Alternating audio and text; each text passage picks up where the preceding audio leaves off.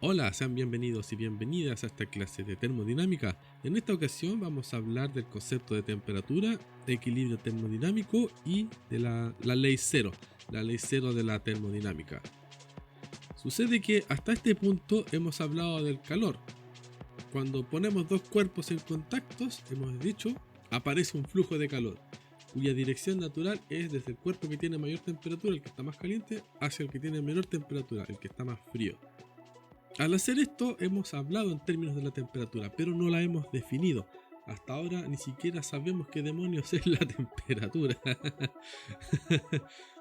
Y ese vacío es el que vamos a tratar de empezar a llenar. Como bien dijimos, el calor es una especie de energía en tránsito. Y esa energía en tránsito se produce cuando hay una variación de temperatura. Pero ¿qué es la temperatura? ¿Qué diablo significa esa cuestión? Uno puede entender la temperatura como la cualidad común de todos los cuerpos que puestos en contacto no intercambian calor. Esta es lo que nos conduce a la ley cero de la termodinámica y es lo que vamos a revisar en esta clase. Eso nos permitirá después ver el tema de los termómetros, justificar por qué los termómetros funcionan y ese tipo de cosas. Y como siempre, todo lo que vamos a ver en esta clase lo puedes encontrar ahí abajo en la descripción. Hay un enlace que lleva a la página web, está todo escrito en látex con dibujitos, con todo lo que haga falta para que se entienda de manera sencilla.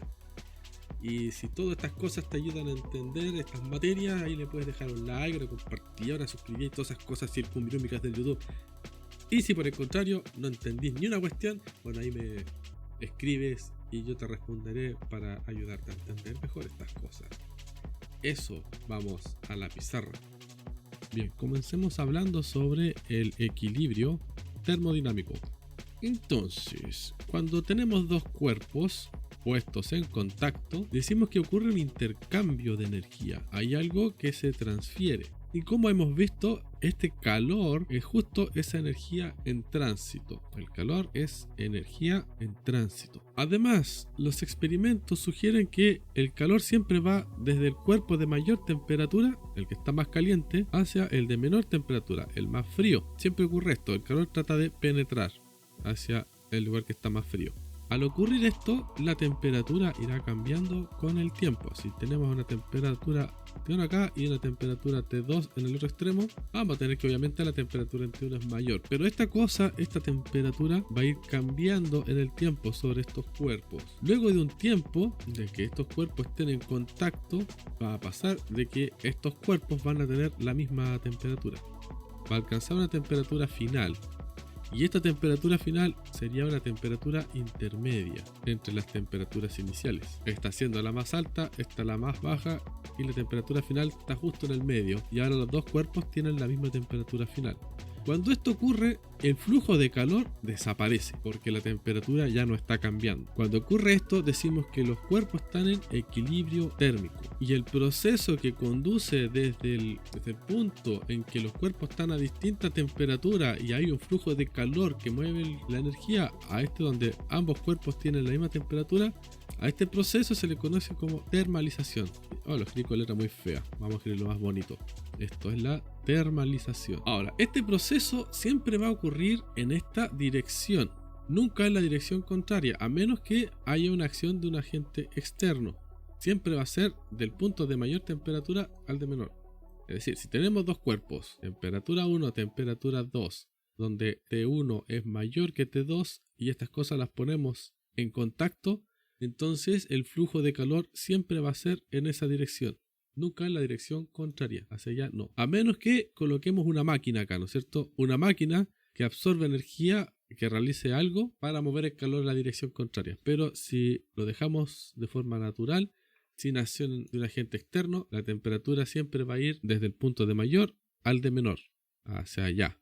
Es decir, este va a disminuir su temperatura y este la va a aumentar hasta que quedan ambos en equilibrio con la misma temperatura. Cuando revisamos lo que ocurre cuando se ha alcanzado el equilibrio, empezamos a tener algunos indicios sobre lo que conoceremos como la ley cero de la termodinámica. Pongamos aquí, ley cero.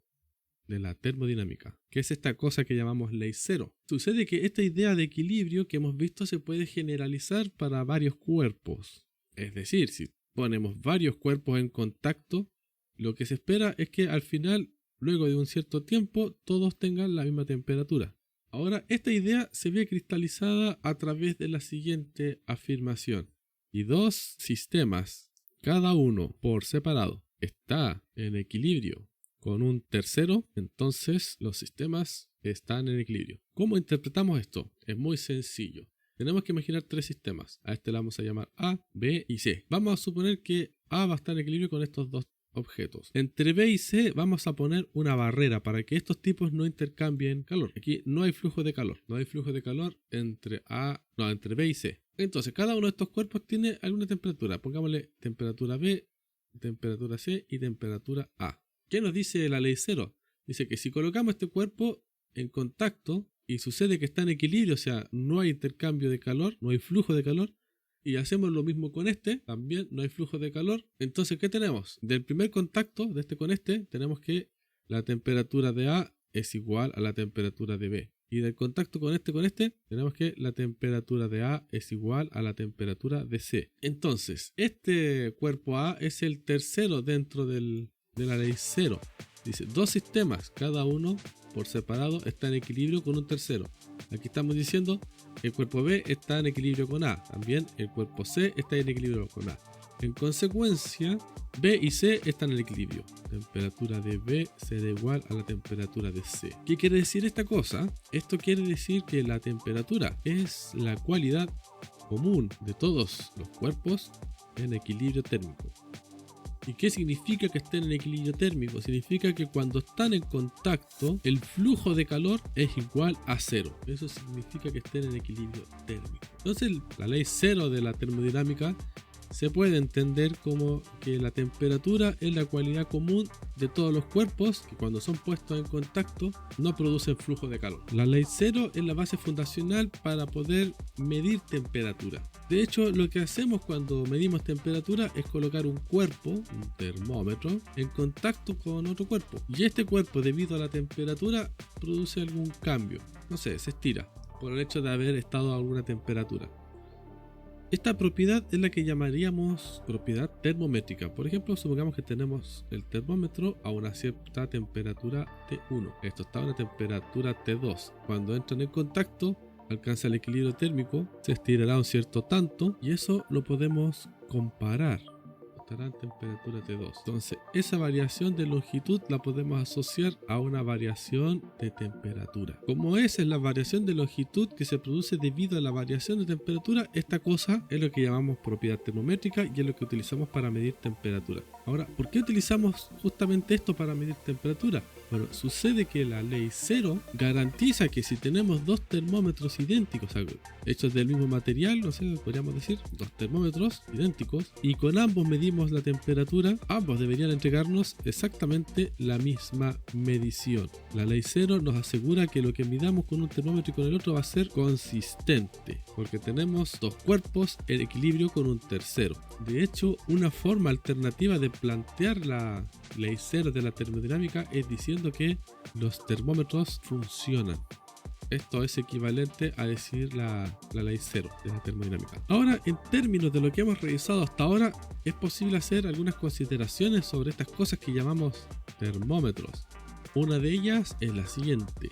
La capacidad calorífica del termómetro debe ser pequeña, al menos pequeña comparada con la capacidad calorífica del objeto al cual le voy a medir la temperatura. Recordemos que es la capacidad calorífica, es la derivada del flujo de calor con respecto a la temperatura, pero lo vamos a plantear en forma de diferencias, de Q sobre delta T. Entonces de aquí tenemos que la variación de calor es igual a C por delta T. ¿Qué pasaría si la capacidad calorífica es muy grande? Bueno, si la capacidad calorífica es muy grande, extremadamente grande, eso quiere decir que una pequeña variación de temperatura va a implicar una gran cantidad de flujo de calor, y un gran flujo de calor sobre un sistema, sobre un cuerpo, significa que lo voy a alterar bastante. Le voy a tener que meter mucha energía para poder medirlo, o sea que lo voy a alterar demasiado. El simple hecho de medirlo, de ponerle un termómetro para saber su temperatura, lo va a alterar si la capacidad calorífica es muy grande. Es por eso que se requiere que la capacidad calorífica sea pequeña, para que si esta cosa cambia de temperatura, el flujo de calor sobre el sistema sea mínimo. Una de esas cosas se consigue haciendo que la masa del termómetro sea pequeña, ¿sabes? Va a medir la temperatura del agua, le metes un termómetro, pero el termómetro es una varillita, ¿no es cierto? Una cosita delgadita, con apenas un hilo de mercurio, ¿no es cierto? O de alcohol, bueno, depende del termómetro. Esto tiene una capacidad calorífica muy pequeña comparado con la del agua. La otra consideración es que, como ya habíamos dicho, los termómetros se basan en las propiedades termométricas. Ya hablamos de una que era la longitud. Por ejemplo, un termómetro de mercurio no es más que una varilla de vidrio con un poco de mercurio acá adentro, y que hay un tubito delgado en el interior. Entonces, cuando la temperatura aumenta, esta varillita se estira. Y este termómetro está graduado. Entonces, cada longitud le corresponde una cierta temperatura. Pongámosle unos 60 grados aquí. Entonces, por ejemplo, si la temperatura baja, la varillita baja, ¿no es cierto? Estos son temperaturas de ejemplo. Pero no es la única propiedad. Acá estamos utilizando la longitud de una varilla de mercurio. También se puede utilizar la resistencia de un circuito. Dependiendo de la temperatura, esta resistencia va a cambiar. También se puede utilizar la dilatación térmica de los gases. Ya sabemos que los gases satisfacen la ecuación PV igual a nRT. Y tenemos presión constante y aumentamos la temperatura, esto implica que el volumen aumenta. Entonces, el volumen a presión constante funciona como una propiedad termométrica, en el caso de que utilicemos gases. O también la presión a volumen constante. A medida que la presión aumenta, indica que la temperatura está aumentando. La presión funciona como una propiedad termométrica si el volumen permanece constante. Una cosa a tener en consideración es que los sistemas en general satisfacen una cierta ecuación de estado, donde van a verse involucradas algunas variables termodinámicas, no sé, presión, temperatura, volumen, campo eléctrico, etc. Un montón de cosas. Y la relación que hay entre estas variables y muchas otras más, no sé, cantidad de sustancia, masa, no sé, etc. La relación que satisfacen estas cosas es una función P, T, V, E, N, M, no sé, y más cosas, igual a 0. Es una cuestión que en realidad ni siquiera es una función lineal, es una función complicada en general. Y dentro de esta función está dando vuelta la temperatura, que la podemos expresar en términos de algunas de las demás. Ahora, esta relación puede que sea lineal. Por ejemplo, si yo hago variar la temperatura, puede que si mantengo todo lo demás constante, el volumen varía de forma lineal. Pero eso va a ser solo para un rango estrecho. Lo mismo puede ocurrir con la resistencia de un circuito.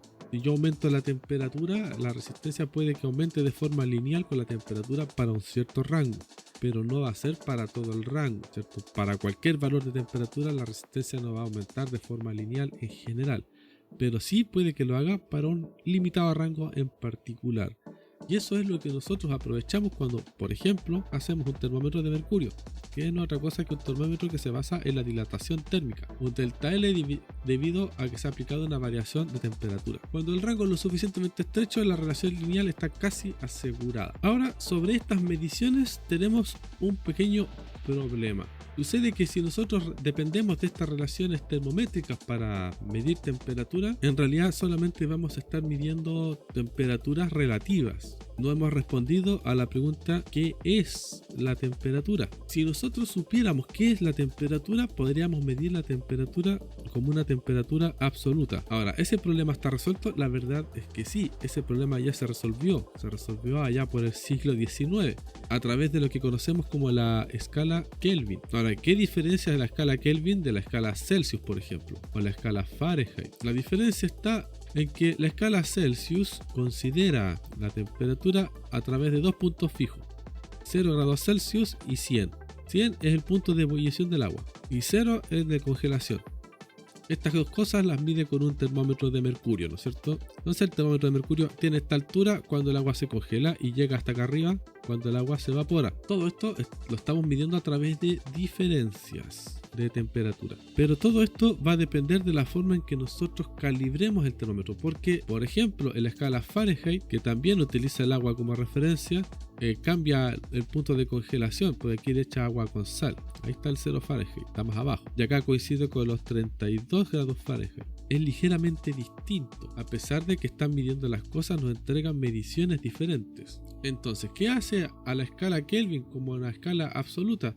Sucede que para modelar, para producir la escala Kelvin es necesario hacer algunos análisis adicionales que van en realidad ligados a las propiedades termodinámicas. Una forma de hacer esto es a través de un gráfico de presión versus temperatura y graficar puntos para distintos gases. Pongamos que esta temperatura está en grados Celsius, esta presión estará en pascales. Uno grafica y luego extiende esta cosa, lo aproxima con una recta, hace una regresión lineal de los datos. Uno puede probar con muchos datos distintos. Bueno, este es un gas, pongámosle gas 1, pero si lo hace con otro gas va a obtener algo parecido, pero así. Si lo hace con un tercer gas, va a obtener algo así. Ahí están los puntos. Si lo hace con otro gas, va a obtener algo, no sé, así. Ahí están los otros puntos. Entonces, si esta cosa está en la escala Celsius, se va a encontrar en este extremo con un valor al que todos los gases parecen tender cuando se disminuye la temperatura o cuando baja la presión, cuando lleva la presión hasta cero. Ese valor es el de menos 273,15. De aquí se infiere de que no existe una temperatura inferior. Este es el cero absoluto, por decirlo así. Cero absoluto. Y aquí es donde se pone el cero de la escala Kelvin. Decimos que hay 0 Kelvin. Y de aquí hacia adelante hay tal otras temperaturas. El 273,15 corresponde a los 0 grados Celsius. Ahora, la graduación de la escala Kelvin es parecida a la de Celsius porque están puestas en paralelo. Menos 273,15 Celsius corresponde con los 0 Kelvin. Los 0 de acá corresponde con los 273. Un grado de acá equivale a un salto de una unidad al otro lado. Los tamaños de la escala son la misma, pero la escala Kelvin tiene un cero absoluto, la Celsius no lo tiene. Teóricamente, si uno se queda solo con la escala Celsius, esta indirectamente te dice que puedes bajar todo lo que quieras. En cambio, la escala Kelvin te pone un piso de abajo, de aquí no puedes bajar. Bueno, sobre esto hay mucho más que decir. Esto se puede analizar también desde la perspectiva estadística, considerando los gases como una nube de partículas, ¿no es cierto?, con presión y todas esas cosas. Eso también lo vamos a revisar. Quedaríamos hasta aquí por ahora. Adiós.